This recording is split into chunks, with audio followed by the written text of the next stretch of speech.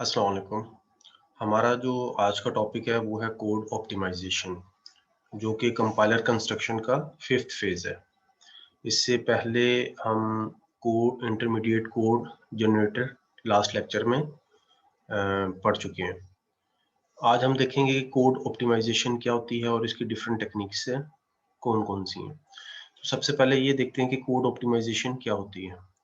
इसको हम समझते हैं with the help of example. अब यहाँ पे अगर हम देखें तो हमारे पास दो ब्लॉक्स हैं।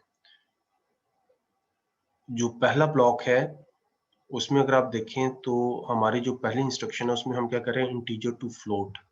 हमारे पास एक 60 वैल्यू है, उसको हम इंटीजर से फ्लोट में कन्वर्ट कर रहे हैं और उसको टेम्परेरी वेरिएबल t1 में सेव कर रहे हैं। उसके बाद हम क्या कर रहे हैं कि इसी टेम्परेरी वेरिएबल t1 को मल्टीप्लाई कर रहे हैं id3 के साथ, जो कि है एक हमारा वेरिएबल है, और जो इसका रिजल्ट आ रहा है उसको हम टेम्परेरी वेरिएबल t2 में सेव कर रहे हैं। और नेक्स्ट इंस्ट्रक्शन में हम क्या कर रहे हैं, इसी टेम्परेरी वेरिएबल t2 को ऐड कर रहे हैं एक दूसरे वेरिएबल id2 के साथ, और इसका जो रिजल्ट है वो t3 में हमने सेव किया। और फिर फोर्थ इंस्ट्रक्शन में हमने t3 में जो वैल्यू सेव है उसको हमने id1 में सेव कर दी। ठीक है, तो अगर आप नोट करें इस ब्लॉक में हमारे पास जो टेम्परेरी वेरिएबल्स हैं वो तीन हमने यूज किए हैं, t1 t2 t3, और नंबर ऑफ लाइंस जो है इस ब्लॉक में इंस्ट्रक्शंस की वो 4 है। अब जो टास्क हमने इन 4 लाइंस में परफॉर्म किया है हम उसको ऑप्टिमाइज करके 2 लाइन में भी कर सकते हैं, जो कि सेकंड ब्लॉक में दिखाया गया है। अगर आप सेकंड ब्लॉक में देखें तो इसमें हमारे पास 2 इंस्ट्रक्शंस हैं, और इसमें हमने ये किया है कि बजाय कि हम इंटीजर टू फ्लोट करें 60 को, हमने क्या किया 60.0 उसको डायरेक्ट फ्लोट बनाया, उसको मल्टीप्लाई किया id3 के साथ, और जो रिजल्ट आया उसको t1 में सेव कर दिया। और फिर इस t1 को हमने एडिशन का ऑपरेटर परफॉर्म किया id2 के साथ, और जो रिजल्ट आया उसको हमने डायरेक्ट id1 में सेव कर दिया। अब अगर आप ब्लॉक नंबर 2 में देखें तो हमने एक टेम्परेरी वेरिएबल यूज किया है, और जबकि इसमें नंबर ऑफ इंस्ट्रक्शंस 2 हैं। तो इस तरह हमने जो पहला ब्लॉक था उसमें जो नंबर ऑफ इंस्ट्रक्शन 4 थी उसको हमने कम करके 2 इंस्ट्रक्शंस में वही काम परफॉर्म किया है। तो ये बेसिकली हमने क्या किया है, कोड को ऑप्टिमाइज कर दिया है। यानी कि हमारी कोशिश होती है कि हम नंबर ऑफ इंस्ट्रक्शंस को कम से कम करें, और इसके साथ साथ जो मेमोरी है उसकी कंजम्पशन जो है उसको भी हम कम करें। यानी कि हमारी टाइम कम्प्लेक्सिटी जो है उसको हम किसी तरीके से कम करें। अगर हमारी नंबर ऑफ इंस्ट्रक्शन ज्यादा होंगी तो हमारा टाइम कम्प्लेक्सिटी ज्यादा होगा। अगर हम नंबर ऑफ इंस्ट्रक्शंस कम करेंगे तो टाइम कम्प्लेक्सिटी कम हो जाएगी। और इसी तरह हम अगर ज्यादा मेमोरी यूज करेंगे तो हमारा जो स्पेस कम्प्लेक्सिटी है वो बढ़ जाएगी, और अगर हम मेमोरी कम यूज करेंगे तो हमारी जो स्पेस कम्प्लेक्सिटी है वो कम हो जाएगी। टाइम कम्प्लेक्सिटी और स्पेस कम्प्लेक्सिटी, ये जो टॉपिक्स है ये आपने एनालिसिस ऑफ एल्गो में वहां पे आपने इनको देखा होगा। ठीक है, तो ये बेसिकली आपकी कोड ऑप्टिमाइजेशन है। अब कोड ऑप्टिमाइजेशन जो है उसको हम दो कैटेगरीज में डिवाइड कर देते हैं। एक हमारी मशीन इंडिपेंडेंट होती हैं, और कुछ हमारी टेक्निक्स जो होती हैं वो मशीन डिपेंडेंट होती हैं। जो मशीन इंडिपेंडेंट है उसमें हमारे पास जो मोस्ट पॉपुलर मेथड्स है उसमें पहला है लूप ऑप्टिमाइजेशन है। लूप ऑप्टिमाइजेशन में हम फर्दर इसको तीन कैटेगरीज में डिवाइड कर लेते हैं, कोड मोशन है, लूप अनरोलिंग है, लूप जैमिंग है। जबकि जो दूसरा मेथड है वो हमारे पास स्ट्रेंथ रिडक्शन है, फोल्डिंग है, रिडंडेंसी एलिमिनेशन है, और अलजेब्रिक सिंप्लीफिकेशन है। ठीक है, तो ये टेक्निक्स थी मशीन इंडिपेंडेंट। और जो मशीन डिपेंडेंट है उसमें हमारे पास यूज ऑफ एड्रेस मोड्स हैं, हमारे पास रजिस्टर एलोकेशन है। ये जो पहले दो मेथड हैं ये बेसिकली हमारे जो कंप्यूटर आर्किटेक्चर है उसके टॉपिक्स होते हैं, हम इसको वहां पे देखते हैं। और जो हमारा तीसरा मेथड है मशीन डिपेंडेंट, उसमें पीप ऑल ऑप्टिमाइजेशन है, इसको हम फर्दर तीन हिस्सों में कैटेगराइज करते हैं। पहला हमारे पास रिडंडेंट लोड स्टोर है, दूसरा हमारे पास यूज ऑफ मशीन इडियम्स है, और तीसरा हमारे पास फ्लो ऑफ कंट्रोल ऑप्टिमाइजेशन है। तो ये बेसिकली हमारे पास डिफरेंट मेथड्स हैं कोड को ऑप्टिमाइज करने के। मशीन अगर इंडिपेंडेंट है तो उसके मेथड्स अलग हैं, और अगर मशीन डिपेंडेंट है तो उसके मेथड्स हमारे पास डिफरेंट हैं। हम इनमें से ये जो हमने मेथड अभी देखे हैं, इनमें से हम कोई भी मेथड हमारे कोर्स का पार्ट नहीं। हमने हमारे जो कोर्स का पार्ट है उसमें हम देखेंगे बेसिक ब्लॉक्स क्या होते हैं, बेसिक ब्लॉक्स जिसको हम डबल बी कहेंगे, ठीक है। और दूसरा हम देखेंगे प्रोग्राम फ्लो ग्राफ क्या होता है, ठीक है। Program flow graph, program flow graph. इन मेथड्स को बताने का मकसद ये था कि आपको पता हो कि कोड ऑप्टिमाइजेशन में हमारे पास डिफरेंट मेथड्स कौन से होते हैं जिसकी वजह से हम अपने कोड को ऑप्टिमाइज करते हैं। और इसका दूसरा मकसद ये था कि जो बेसिक ब्लॉक और प्रोग्राम फ्लो ग्राफ है वो यहाँ किस मेथड में लाई करता है। तो बेसिक ब्लॉक और प्रोग्राम फ्लो ग्राफ को समझने से पहले हम जो हमने लास्ट लेक्चर में एग्जांपल्स देखी थी, हम जरा उनकी तरफ आते हैं।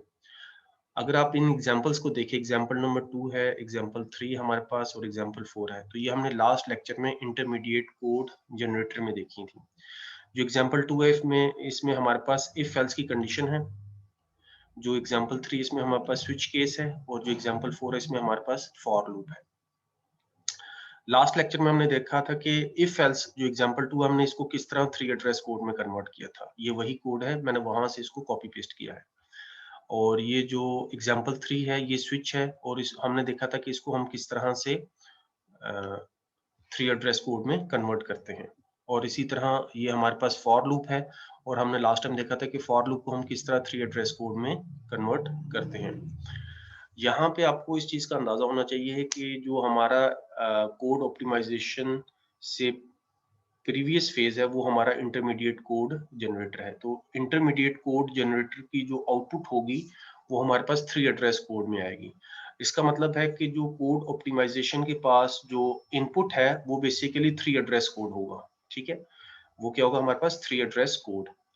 अब यहाँ पे जो मेन मकसद आपको बताने का वो ये है कि अगर आप इफ एल्स वाला 3 एड्रेस कोड देखें,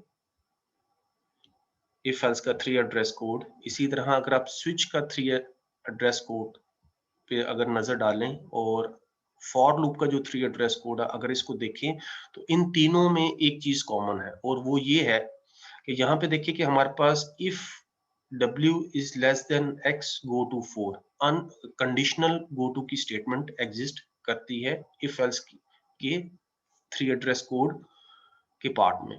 इसी तरह हमारे पास लाइन नंबर 3 है, उसमें गो टू अनकंडीशनल जंप है, और अगर लाइन नंबर 4 को देखें तो उसमें कंडीशनल जंप है। तो इसका मतलब जब हम इफ एल्स की स्टेटमेंट्स को 3 एड्रेस कोड में कन्वर्ट करते हैं तो उसमें हमारे पास कंडीशनल और अनकंडीशनल दोनों टाइप की स्टेटमेंट्स एग्जिस्ट करती हैं। अब अगर हम स्विच को देखें, तो स्विच में क्या है हमारे पास, अगेन यहाँ पे हमारे पास लाइन नंबर 4 में क्या है, अनकंडीशनल जंप है। इसी तरह अगर हम लाइन नंबर 8 में देखें तो इसमें भी अनकंडीशनल जंप है। लाइन नंबर 9 में हमारे पास कंडीशनल जंप है, और इसी तरह लाइन नंबर 10 में हमारे पास कंडीशनल जंप है। तो इसका मतलब जब हम स्विच का जो प्रोग्राम है उसको जब हम 3 एड्रेस कोड में कन्वर्ट करेंगे तो उसमें भी कंडीशनल और अनकंडीशनल जंप एग्जिस्ट करते होंगे 3 एड्रेस कोड में। अब हम जरा फॉर लूप को देख लेते हैं। अगर हम फॉर लूप को देखें तो उसमें भी हमारे पास लाइन नंबर 2 में कंडीशनल जंप है, लाइन नंबर 3 में अनकंडीशनल जंप है, और इसी तरह अगर आप लाइन नंबर 8 में देखें तो उसमें हमारे पास अनकंडीशनल जंप है। अब आप यहाँ से अंदाजा लगा सकते हैं कि अगर आपको 3 एड्रेस कोड दिया जाए तो आप उसको देख के नहीं बता सकते, या आपके लिए मुश्किल होगा बताना कि क्या ये 3 एड्रेस कोड फॉर लूप का है, स्विच का है, या इफ एल्स का है। इसका मतलब ये है कि कोड ऑप्टिमाइजेशन में जो हमने मशीन इंडिपेंडेंट में पहला मेथड देखा था लूप ऑप्टिमाइजेशन, तो लूप की ऑप्टिमाइजेशन उस वक्त की जाएगी जब हमें ये पता चल जाए कि ये जो 3 एड्रेस कोड है ये लूप इसमें एग्जिस्ट करता है या नहीं। क्या ये 3 एड्रेस कोड लूप का 3 एड्रेस कोड है या किसी और स्टेटमेंट्स का, लाइक स्विच का है या फिर इफ एल्स का है। लूप की डिटेक्शन 3 एड्रेस कोड में सबसे पहले हम करेंगे, और उसमें हम यूज करते हैं बेसिक ब्लॉक को और flow graph, program flow graph को। ठीक है, जो कि हमारे कोर्स का पार्ट है। तो अब हम बेसिकली जो हमारा टास्क है वो ये है कि हमने ये फाइंड करना है कि जो हमें 3 एड्रेस कोड गिवन है उसमें क्या लूप एग्जिस्ट करता है या नहीं। ठीक है, तो हम बेसिकली लूप की डिटेक्शन की तरफ जाएंगे। तो इसी तरह यहाँ पे जो लिखा हुआ है लूप डिटेक्शन, तो लूप ऑप्टिमाइजेशन अप्लाई करने से पहले हमने लूप को डिटेक्ट करना है 3 एड्रेस कोड में। और उसके लिए क्या है, कंट्रोल फ्लो एनालिसिस जो है वो यूज करता है प्रोग्राम फ्लो ग्राफ को लूप्स की डिटेक्शन के लिए। ठीक है, और इसी तरह बेसिक ब्लॉक जो है उसको हम यूज करेंगे प्रोग्राम फ्लो ग्राफ को फाइंड करने के लिए। The basic block will use to find the program flow graph. तो इसका मतलब बेसिक ब्लॉक क्या है, बेसिकली इसको हम यूज करते हैं प्रोग्राम फ्लो ग्राफ को फाइंड करने के लिए। और बेसिक ब्लॉक हमारा क्या होता है, ये बेसिकली सेट ऑफ इंस्ट्रक्शंस होती हैं जो कि 3 एड्रेस कोड की होती हैं। 3 एड्रेस कोड की इंस्ट्रक्शंस होती हैं जहां से हमारा कंट्रोल एंटर होता है एक साइड से और दूसरी साइड से वो एग्जिट हो जाता है। ठीक है, और एग्जिट एंटर होने के बाद और एग्जिट होने से पहले उसमें हमारे पास कोई भी जंप की या हॉल्ट स्टॉप नहीं होगा। ठीक है, इसको भी हम एग्जांपल में देख लेते हैं कि इसका क्या मतलब है। अब जो बेसिक ब्लॉक है, अगर हमने उसको फाइंड करना है बेसिक ब्लॉक को कि ये बेसिक ब्लॉक बनेंगे कैसे, तो उसके लिए हम लीडर्स को यूज करेंगे। ठीक है, लीडर्स को, तो बेसिक ब्लॉक को फाइंड करने के लिए हम लीडर्स को यूज करेंगे। और हमारा जो बेसिक ब्लॉक है वो बेसिकली स्टार्ट होगा लीडर से और एंड होगा अगले लीडर के से पहले जो इंस्ट्रक्शन होगी वहां पे वो एंड हो जाएगा। इसको भी हम एक एग्जांपल से देख लेते हैं कि इसका क्या मतलब है। ठीक है, तो यहाँ पे एग्जांपल है आपके पास। इसमें हम सबसे पहले ये देखेंगे, इस एग्जांपल में सबसे हम पहले इसमें फाइंड करेंगे कि इस एग्जांपल 1 में हमारे पास कौन कौन सी इंस्ट्रक्शन लीडर है। उस लीडर की बेस पे फिर हम उसके बेसिक ब्लॉक्स बनाएंगे।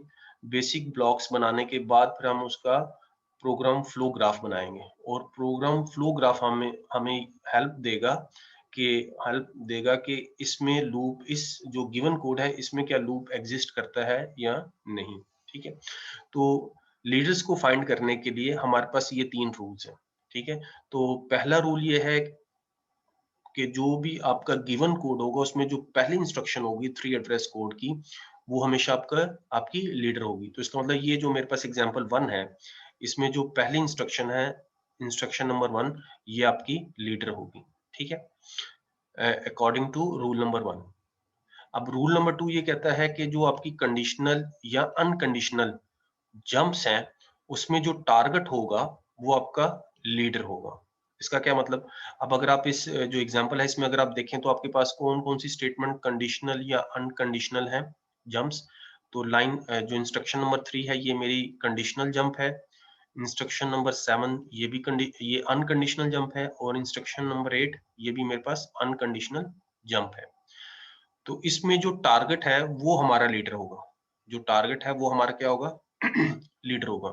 तो अगर मैं लाइन नंबर 3 में देखूं तो टारगेट क्या है मेरे पास 8। तो लाइन नंबर 8 जो होगी वो मेरा लीडर होगी इस गिवन इंस्ट्रक्शंस में। अब अगर मैं इंस्ट्रक्शन नंबर 7 को देखूं, लाइन नंबर 7, उसमें जो गो टू की स्टेटमेंट उसमें जो टारगेट है वो है 3। तो इसका मतलब जो मेरी इंस्ट्रक्शन नंबर 3 होगी वो यहाँ पे लीडर बन जाएगी। ठीक है, इसी तरह अगर मैं लाइन नंबर 8 में देखूं तो उसमें गो टू कॉलिंग फन, ये बेसिकली यहाँ पे फंक्शन की जो बॉडी है वो एंड हो रही है और यहाँ से फंक्शन जो है वो रिटर्न हो रहा है।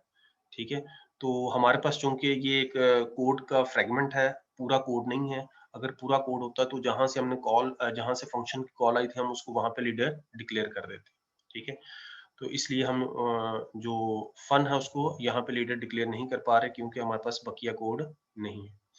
अच्छा, जो ये जो हमने लीडर डिक्लेयर किए हैं अभी, ये अकॉर्डिंग टू रूल नंबर 2 है। ठीक है, अब हम रूल नंबर 3 को देख लेते हैं। रूल नंबर 3 में ये है कि जो कंडीशनल या अनकंडीशनल जंप है उसके इमीडिएटली जो इंस्ट्रक्शन होगी उसको हम एज ए लीडर डिक्लेयर कर देंगे। तो यहाँ पे हमारे पास जो कंडीशनल जंप है वो लाइन नंबर 3 है। तो लाइन नंबर 3 के फौरन बाद जोन सी भी इंस्ट्रक्शन होगी वो उसको हम लीडर डिक्लेयर कर देंगे, तो वो इंस्ट्रक्शन नंबर 4 है। इसी तरह लाइन नंबर 7 अनकंडीशनल जंप है, तो इसके फौरन बाद जोन सी भी स्टेटमेंट होगी उसको हम लीडर डिक्लेयर कर देंगे। तो लाइन नंबर 8 ऑलरेडी लीडर है, तो इसको दोबारा लीडर हम डिक्लेयर नहीं करेंगे, ये चूंकि ऑलरेडी लीडर बन है। इसी तरह लाइन नंबर 8 के बाद अगर कोई लाइन होती तो उसको भी हम लीडर डिक्लेयर कर देते अकॉर्डिंग टू रूल नंबर 3। तो इस तरह हमें जो इंस्ट्रक्शंस गिवन थी उसमें हमने लीडर्स फाइंड आउट कर लिए हैं। अब इन लीडर्स की मदद से अब हम बेसिक ब्लॉक्स को डिजाइन करेंगे।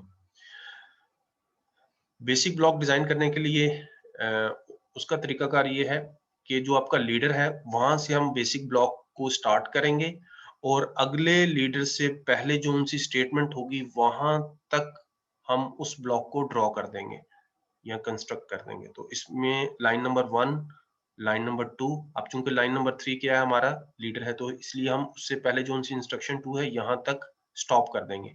तो इस तरह लाइन नंबर 1 और लाइन नंबर 2 हमारा क्या हो जाएगा, पहला बेसिक ब्लॉक बन जाएगा। तो ये यहाँ पे मैंने ब्लॉक्स पहले से ड्रॉ किए हुए हैं। तो जो ब्लॉक 1 होगा उसमें हमारे पास जो इंस्ट्रक्शंस होंगी वो 1 और 2 होगी, ठीक है। इसी तरह इंस्ट्रक्शन जो लाइन नंबर 3 है ये भी लीडर है और लाइन नंबर 4 भी लीडर है। तो इट मींस जो लाइन नंबर 3 है ये एक ब्लॉक को ड्रॉ कर देगी, इसमें सिर्फ लाइन नंबर 3 लाई करेगी। तो जो ब्लॉक 2 है उसमें सिर्फ एक ही इंस्ट्रक्शन है और वो है इंस्ट्रक्शन नंबर 3। इसी तरह लाइन नंबर 4 लीडर है और अब हम इसको ड्रॉ करना शुरू करेंगे तो वहां तक जाएंगे जब तक हमें अगला लीडर नहीं मिल जाता। तो लाइन नंबर 8 चूंकि लीडर है तो हम लाइन नंबर 7 पे स्टॉप कर देंगे और इस तरह ये हमारा तीसरा बेसिक ब्लॉक कंस्ट्रक्ट हो जाएगा। तो इसका मतलब जो हमारा ब्लॉक नंबर 3 है उसमें जो इंस्ट्रक्शंस है वो हमारे पास कौन कौन सी है, 4 है, 5 है, इंस्ट्रक्शन नंबर 6 है और इंस्ट्रक्शन नंबर 7। अब जो इंस्ट्रक्शन नंबर 8 है वो भी लीडर है और इस ब्लॉक में ये इंस्ट्रक्शन अकेली होगी जिस तरह ब्लॉक 2 में थी। तो ये जो हमारा चौथा ब्लॉक है इसमें इंस्ट्रक्शन नंबर 8 होगी। तो इस तरह हमने लीडर्स की मदद से अपने ब्लॉक्स ड्रॉ कर लिए। अब हम जो हमारा जो हमें गिवन कोड दिया गया है उसमें हम देखेंगे कोड का जो फ्लो है वो किस तरह से है। तो हमारी जो लाइन नंबर 1 है, चूंकि ये हमारे पास कोड का एक फ्रेगमेंट है, तो इसका मतलब कि हमारा जो लाइन 1 है इसके ऊपर हमारे पास कोई कोड होगा जहां से हमारा कंट्रोल आएगा। तो इसका मतलब ब्लॉक 1 से कंट्रोल एंटर होगा और ब्लॉक 1 में इंस्ट्रक्शन नंबर 1 और 2 को हम एग्जीक्यूट करेंगे। पहले इंस्ट्रक्शन 1 एग्जीक्यूट होगी, फिर उसके बाद इंस्ट्रक्शन नंबर 2 एग्जीक्यूट होगी और उसके बाद ब्लॉक 1 से हमारा जो कंट्रोल है वो एग्जिट होगा और ब्लॉक 2 में एंटर होगा। ब्लॉक 2 में आने के बाद इंस्ट्रक्शन नंबर 3 जब एग्जीक्यूट होगी तो वहां पे हमारे पास कंडीशनल जंप है। अब हम यहाँ पे देखेंगे कि कंडीशन हमारे पास क्या है, if i is greater than y। अगर ये कंडीशन ट्रू है तो हमने कहाँ जंप करना है, 8 पर। और जो लाइन नंबर 8 है वो किस ब्लॉक में एग्जिस्ट करती है, ब्लॉक नंबर 4 में लाई करती है। तो इसका मतलब हम ब्लॉक 2 से ब्लॉक नंबर 4 पे जंप करेंगे, ठीक है, अकॉर्डिंग टू लाइन नंबर 3। मैं दोबारा रिपीट कर देता हूँ, if i is greater than y, अगर ये ट्रू है तो हम लाइन नंबर 8 पर जंप करेंगे और लाइन 8 जो है वो ब्लॉक नंबर 4 में लाई करती है, तो इसलिए हमने यहाँ पे एक एरो शो कर दी है। अब फर्ज करें कि लाइन नंबर 3 में if i is greater than y, अगर ये फॉल्स है तो इसका मतलब हम जंप नहीं करेंगे, हम इंस्ट्रक्शन नंबर 4 पे आ जाएंगे। तो इसका मतलब हम ब्लॉक 2 से निकल के ब्लॉक 4 में एंटर होंगे। हमारा जो कंट्रोल है वो ब्लॉक 2 से एग्जिट होके ब्लॉक नंबर 3 में एंटर होगा। अब ब्लॉक 3 में जब हम आएंगे तो हमारा जो फ्लो है वो पहले इंस्ट्रक्शन नंबर 4 को एग्जीक्यूट करेगा, फिर 5 ही एग्जीक्यूट होगी, फिर आपकी लाइन नंबर 6 एग्जीक्यूट होगी और जब लाइन 7 पे आएंगे तो यहाँ पे हम देखेंगे कि हमारे पास दोबारा अनकंडीशनल जंप है और ये जो अनकंडीशनल जंप है ये गो टू 3 है। तो इसका मतलब हम इंस्ट्रक्शन नंबर 3 पे जंप करेंगे। अब जो इंस्ट्रक्शन नंबर 3 है वो किस ब्लॉक में लाई करती है, वो है ब्लॉक 2 में। तो इसका मतलब हमारा ब्लॉक 3 से जंप होगा ब्लॉक 2 में अकॉर्डिंग टू इंस्ट्रक्शन नंबर 7। चूंकि 7 में लिखा है अनकंडीशनल जंप गो टू 3, तो हम ब्लॉक 3 से निकल के इंस्ट्रक्शन नंबर 3 जो कि ब्लॉक 2 में लाई करती है वहां पे जंप करेंगे। ठीक है, अब यहाँ पे अगर आप नोट करें तो इंस्ट्रक्शन नंबर 7 जब एग्जीक्यूट होगी तो उसके बाद हम कभी भी इंस्ट्रक्शन नंबर 8 में नहीं आएंगे। ठीक है, अगर हमने इंस्ट्रक्शन नंबर 8 पे जाना है तो हमें इंस्ट्रक्शन नंबर 3 से 8 पर जाना होगा। अगर इंस्ट्रक्शन नंबर 3 में इफ की कंडीशन फॉल्स ट्रू होगी तो फिर हम इंस्ट्रक्शन नंबर 8 पे जाएंगे। अब ये जो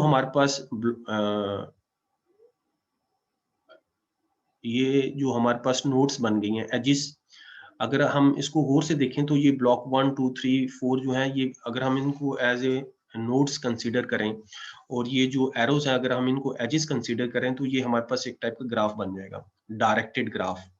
इस ग्राफ में अगर आप देखें तो ये जो ब्लॉक 2 और 3 है इसके दरमियान एक लूप एग्जिस्ट करता है जो आपको नजर आ रहा होगा।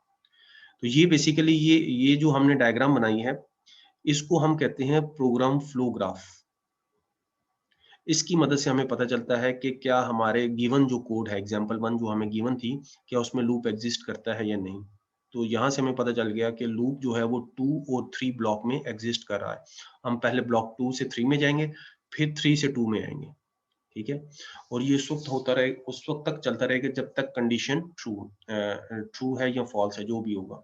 ठीक है, तो इस तरह से हमें प्रोग्राम फ्लो ग्राफ के एनालिसिस से पता चल जाता है कि जो हमें गिवन कोड है 3 एड्रेस कोड, उसमें लूप एग्जिस्ट करता है या नहीं। अगर हम डायरेक्ट 3 एड्रेस कोड को देखें जो कि एग्जांपल 1 में है, तो इसको देख के बताना काफी मुश्किल है कि इसमें जो लूप है वो एग्जिस्ट करता है या नहीं।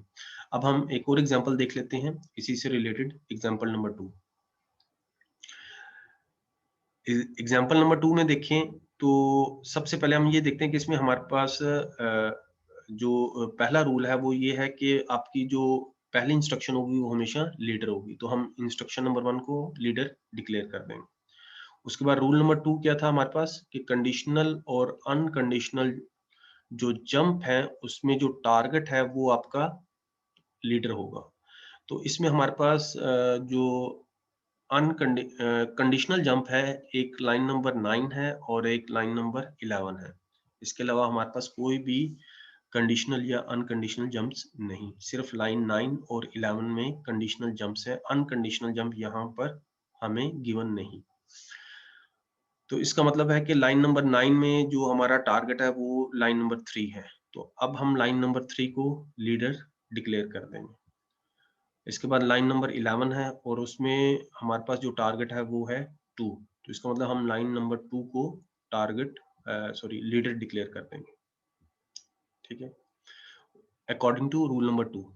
ठीक है, अब रूल नंबर जो 3 है उसमें क्या है, आपका जो कंडीशनल या अनकंडीशनल जो जंप है उसके फौरन बाद जो उनसी इंस्ट्रक्शंस होंगी उनको भी हम लीडर डिक्लेयर कर देंगे।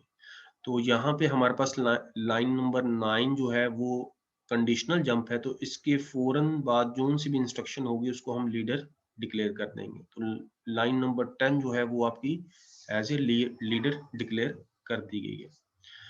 इसके बाद लाइन नंबर 11 है। 11 के बाद अगर हमारे पास कोई इंस्ट्रक्शन होती 12 तो हम उसको लीडर डिक्लेयर कर देते हैं। लेकिन यहाँ पे हमारे पास चूंकि इंस्ट्रक्शन नंबर 12 गिवन नहीं तो इसलिए हम लीडर डिक्लेयर नहीं करेंगे।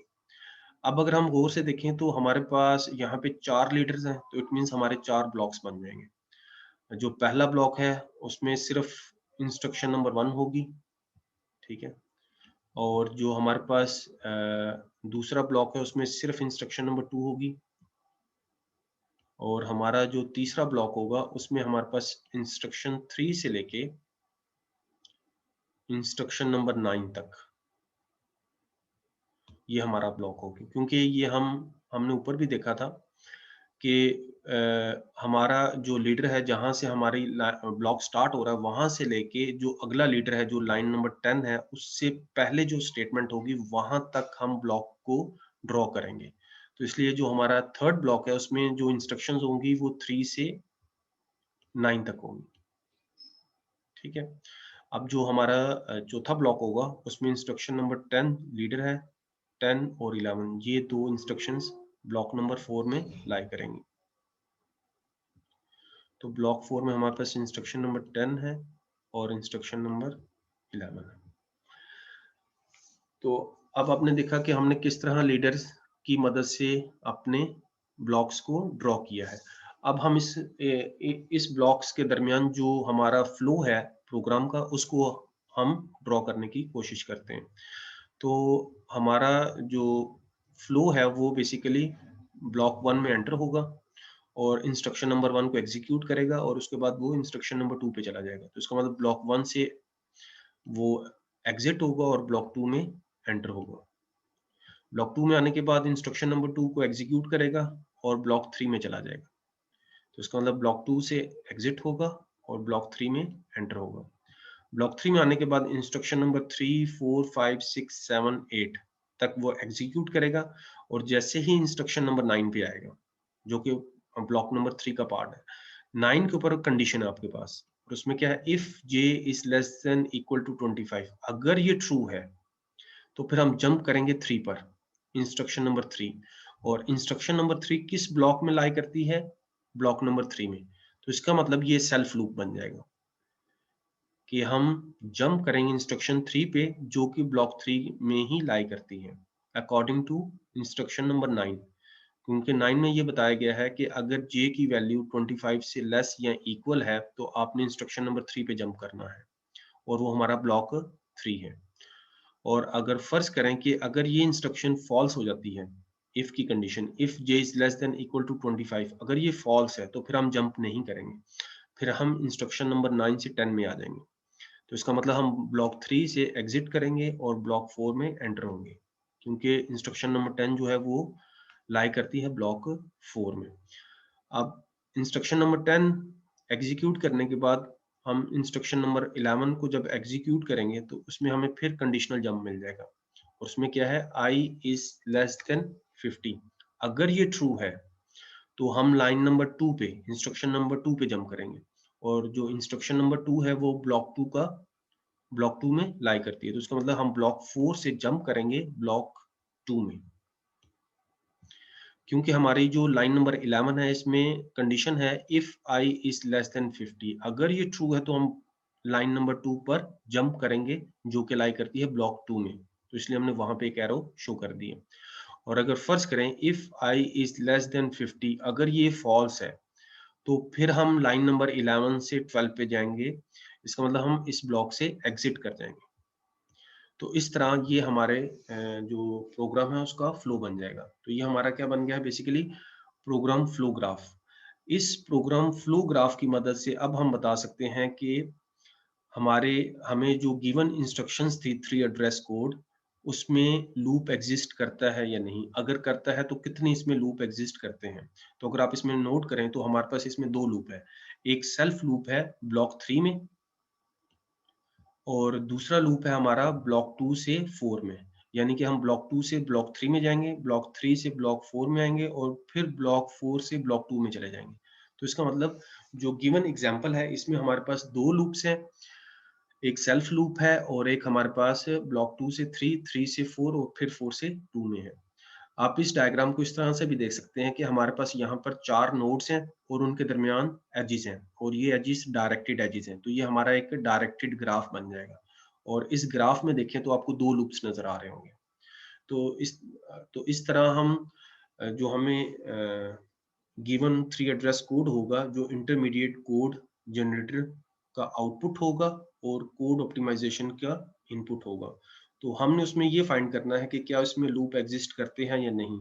तो उसके लिए हमारा फर्स्ट स्टेप होगा कि हम जो गिवन कोड होगा उसमें सबसे पहले हम लीडर्स को फाइंड आउट करेंगे। उसके 3 रूल्स हमने देखे। लीडर्स को फाइंड आउट करने के बाद फिर हम उसके ब्लॉक्स बना लेंगे।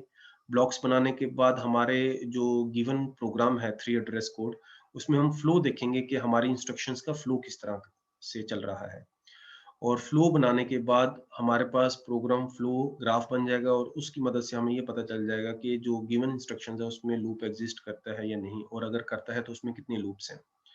मुझे उम्मीद है कि यहाँ तक आपको समझ आ गई होगी। तो यहाँ पे फिर मैं दोबारा रिपीट कर देता हूँ कि जो हमारा कोड ऑप्टिमाइजेशन था, उसमें लूप ऑप्टिमाइजेशन करने से पहले हम लूप को डिटेक्ट करते हैं, और लूप को डिटेक्ट करने के लिए हम बेसिक ब्लॉक और प्रोग्राम फ्लो ग्राफ की हेल्प लेते हैं। जो आपकी कोर्स में है उसमें से बेसिक ब्लॉक और प्रोग्राम फ्लो ग्राफ है, उसमें कोड ऑप्टिमाइजेशन की किसी भी मेथड को मेंशन नहीं किया गया, इसलिए हम हमारा जो ये फेज है इसको हम यहीं पे खत्म करते हैं। नेक्स्ट टाइम इंशाल्लाह हम अगला फेज देखेंगे। आज का लेक्चर हम यहीं पे खत्म करते हैं। अल्लाह हाफिज।